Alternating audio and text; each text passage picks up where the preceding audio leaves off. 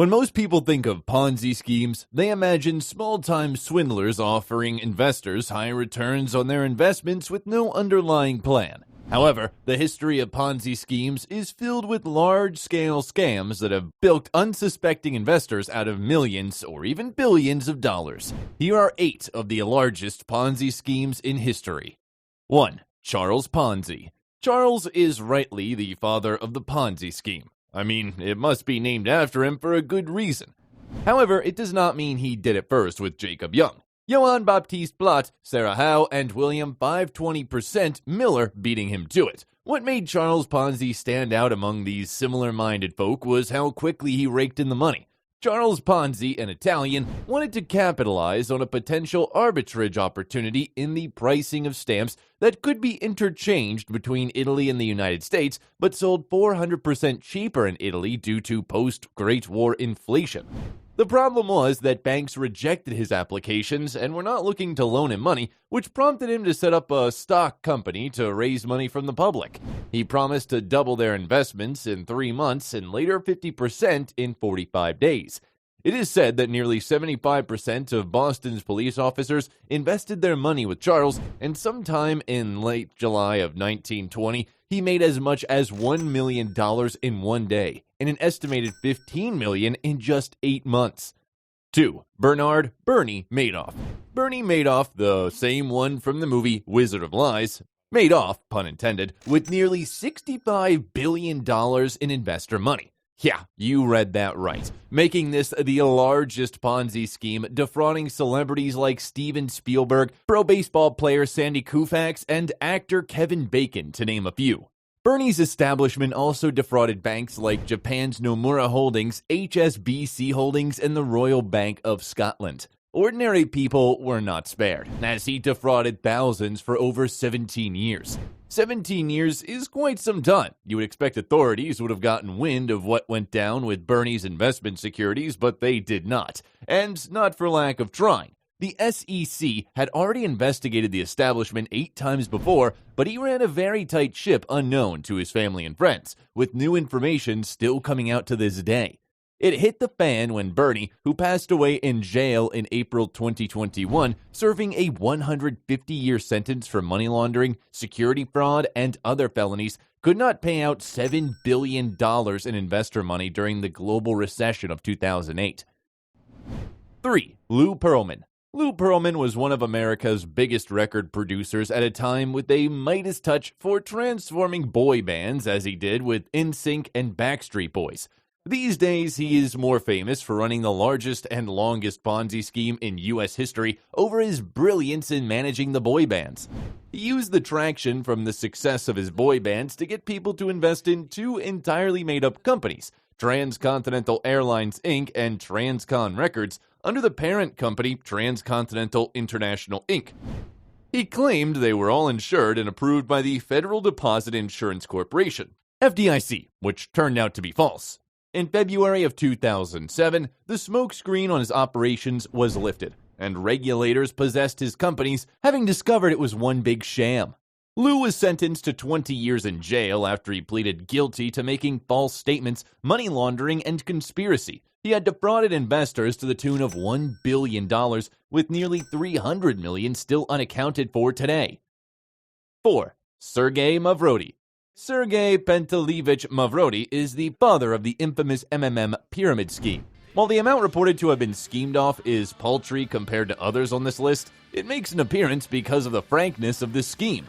In 2007, he was charged with financial fraud to the tune of 110 million rubles, $4.3 million, but was only convicted of tax fraud when he openly declared that MMM was not a business, but an open donations program for which there is no law.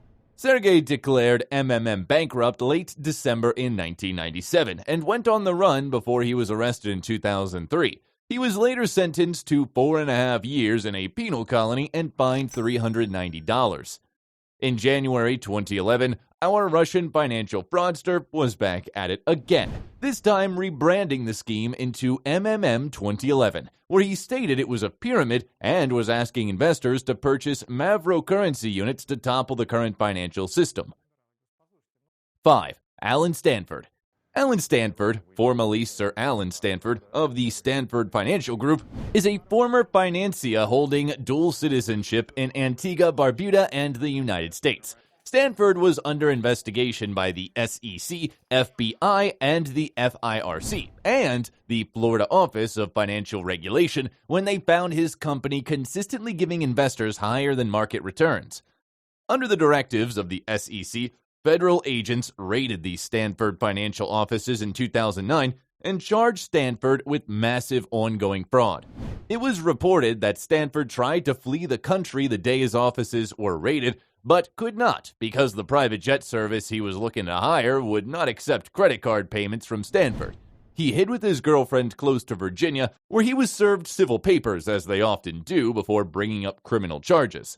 At this time, his business operations were being taken over by governments, with the Eastern Caribbean Central Bank taken over by the Bank of Antigua, later renamed the Eastern Caribbean Amalgamated Bank, and the Venezuelan government took over the Stanford Bank Venezuela.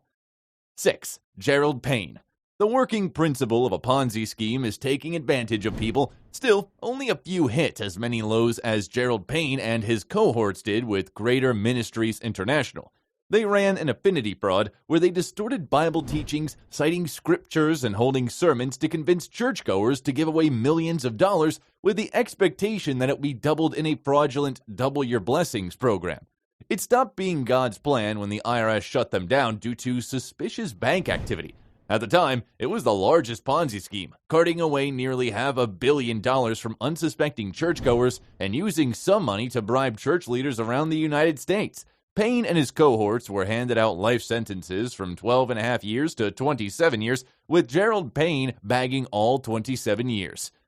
7. Tom Petters. We've already looked at the largest Ponzi scheme in U.S. history. Let's see how it compares with the largest in the Star of the North, Minnesota. This brings us to Tom Petters, former chairman and CEO of Petters Group Worldwide. The FBI started investigating Petters in 2008.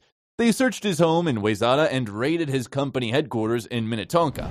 They found evidence in the documentation and wiretap recordings collected by a close associate showing beyond doubt that Petters and his accomplices were trying to lure investors into funding a company based on tens of millions of dollars in purchases that are completely made up. As if that was not enough, they also found evidence that Petters had been falsifying his tax returns. Petters was arrested on the 3rd of October of the same year and was not granted bail because he was considered a flight risk. This is because he had advised an accomplice to leave the country and was reported to have said on numerous occasions that he would flee the country if this scam were ever unearthed. He went as far as saying he regretted turning over his passport to prosecutors. He was arrested on October 3, 2008, and found guilty of 20 counts of conspiracy and wire fraud on December 2, 2009. He was sentenced to 50 years in prison in April 2010. 8. Scott Rothstein.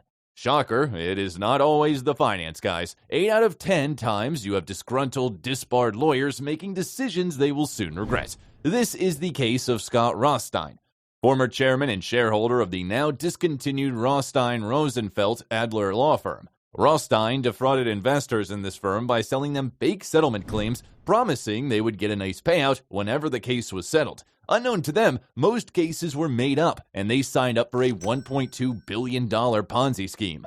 Trouble was soon in paradise when some disgruntled investors contacted federal agents to look into Rothstein's claims. He was forced to hurriedly flee to the country of Morocco, only to return on November 3, 2009, looking to cooperate with prosecutors for a lighter sentence. He pleaded guilty to 5 federal crimes with his attorney, hoping for a 30-year sentencing, but to his and Rothstein's surprise, the judge handed out 50 years, 10 more than the prosecution asked.